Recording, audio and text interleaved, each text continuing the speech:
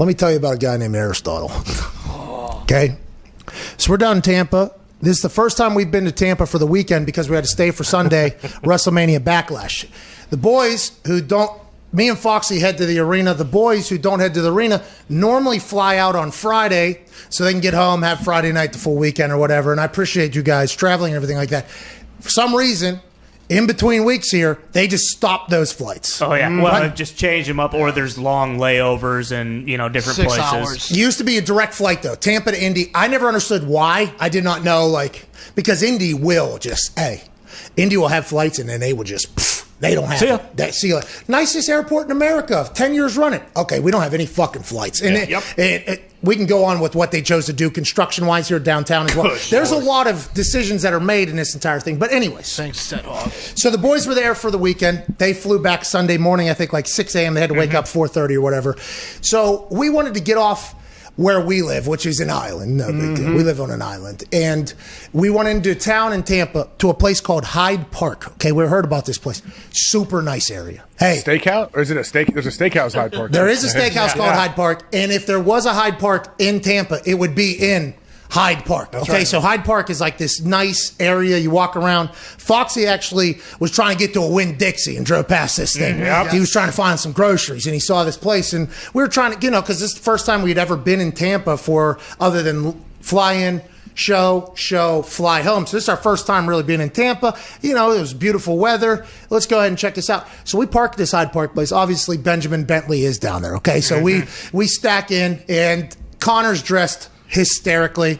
Ty, hysterically. Zito, hysterically. We're talking athletic shorts, T-shirts, sunglasses, cigar hats. I mean, rolling out of a Bentley in this super nice area. Okay, so it's ridiculous. Immediately upon getting out of the car, Bland White tells us, I love my Bentley. Okay, so that's where we are. Okay, if you can just understand the area. So we get out of the car. I go, oh man, I'm scared to drive this, but it is a nice car. And he said, I got a McLaren as well.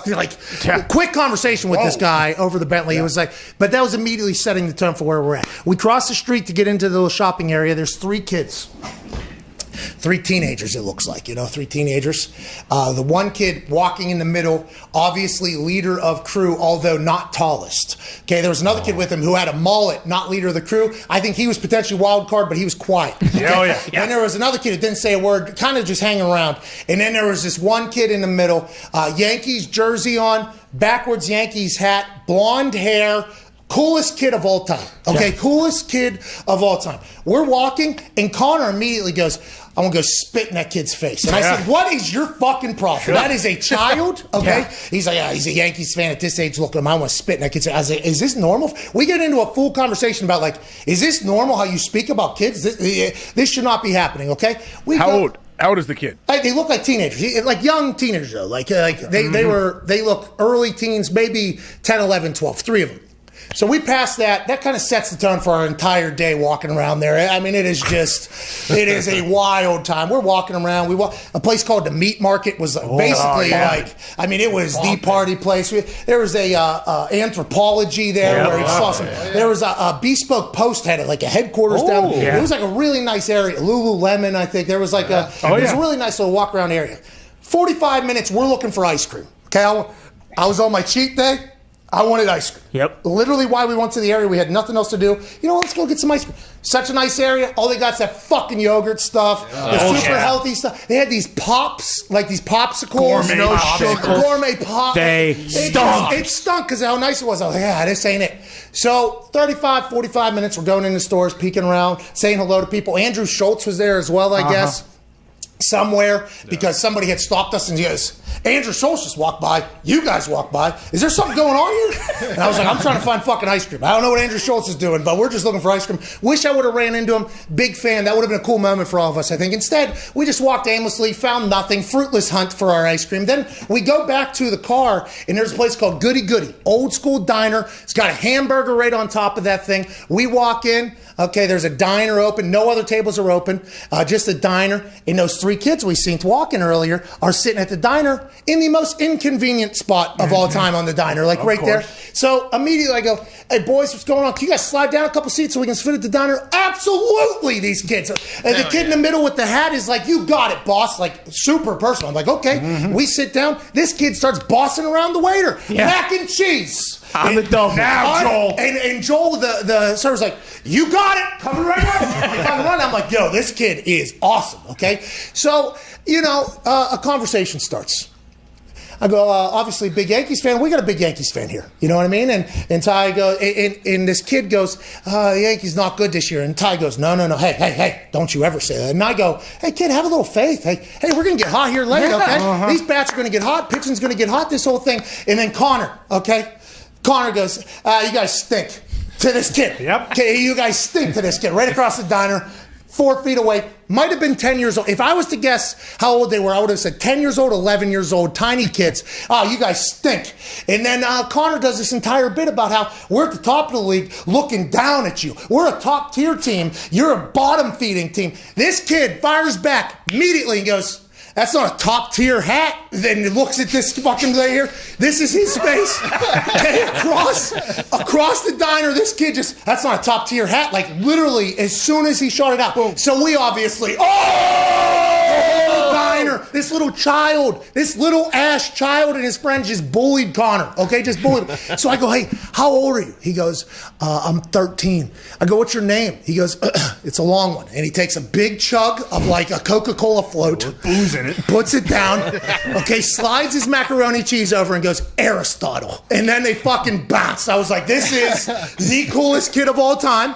Connor, for the next 30 minutes, was plotting this child's death in his head out loud. And I want to name my kid Aristotle now, strictly because of the 13-year-old who looked exactly like Bieber. Hey, if Bieber had jet white blonde hair that came all the way down, he would look exactly like Bieber. Dunked on Connor. Connor hated himself, and that was the rest of the day. I mean, it was awesome, AJ. One of my favorite moments in the history of existence, actually. I was crying. This kid was this big. Yeah. He was a child. And Connor, I'm going to spit on his face, said, before he even talked to him. Yeah. Then he seen 45 minutes later, fucking dunk on his ass. Skied on him. I love Aristotle. And right before they left, he takes a big sip of whatever the hell he's drinking, and he stares at me and goes, go Yanks, as he's walking out, and I just go, I'll see you in hell. Yeah, you did say. Because I will. You did say, I'll see you in hell. Yeah, you did say that to a 13-year-old. We knew at that point he was 13. That kid's on a path to hell, so I know I'll see him down there. That kid is a bully. It was awesome. I mean, if he's bullying you, Connor, that's pretty impressive. Dude, and especially with the pop we gave him. Oh, yeah. The entire diner started laughing. What were his friends doing? How did his friends react? I mean, same way. Oh! The kid with the mullet had a full, like a full, it was. These kids had no guardians. No. They were just roaming around all by themselves. Yep. It was. Joel said they come in all the time. Pretty good kids, actually. Yeah, except they're cheapskates. The guy tipped them $2. I was like, Aristotle, I mean, clearly you're walking around here like it's your town. Help the guy out one time. So you still have a beef with Aristotle. I'll have a beef with him forever. It was awesome, dude. It was so awesome. Joel, then after we get dunked on, he gets dunked on by Aristotle. He comes up and goes, so you guys construction workers in town? That was you. You guys construction workers? I was like, yeah. No, that's not. I wish we were at. Okay, what do you guys do? No, just get dunked on by kids. Yeah. All right. To be honest, the vibe that those three put out is very construction worker. Oh yeah. Massive compliment. Yeah. I took that as a massive compliment when we were saying. And then literally, Look at him, dude. Hey, Benjamin was parked right outside of that place. Mm-hmm. So we all got up and just went right into that car. I wonder what that waiter, what the fuck, who was it? Are those drug dealers that just got dunked on by fucking Aristotle right there? What a moment, dude. I loved it. Connor's going to be searching for him. Connor's never going to stop looking for that kid. He's easy to find. I think he's at that diner every 5 o'clock. Get Bailey.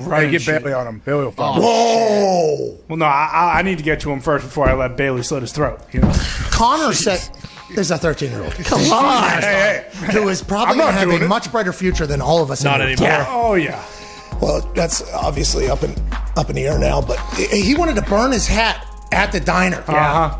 And I was like, no, you can't let this 13-year-old beat you this bad. He had just bought the hat 10 minutes beforehand. Yeah. Love the hat. Florida hat. I Here we think go. it's a cool hat. Me too. I love it. Aristotle does not, though. Too bad it's in the garbage right after the show. I'm with you. That kid fucking stinks. Yes. That kid was awesome, dude. Disney Channel villain. I love that kid. I gave him a standing O, which I'm probably a part of the problem. You know, Wow. we probably should have let him know that ain't how it works. And the way you're talking to old Joel about the mac and cheese and the running and shit, that ain't how it works either. But he did pay the bill and kind of gave it like Yeah, I mean, when you see someone windmill dunk on someone else like that, you kind of have to. I mean, we reacted how you should. I mean, it was startling. And Aristotle will carry that with him, hopefully, for at least another week or so, because that was a massive moment. Hour 3's on the other side. Mark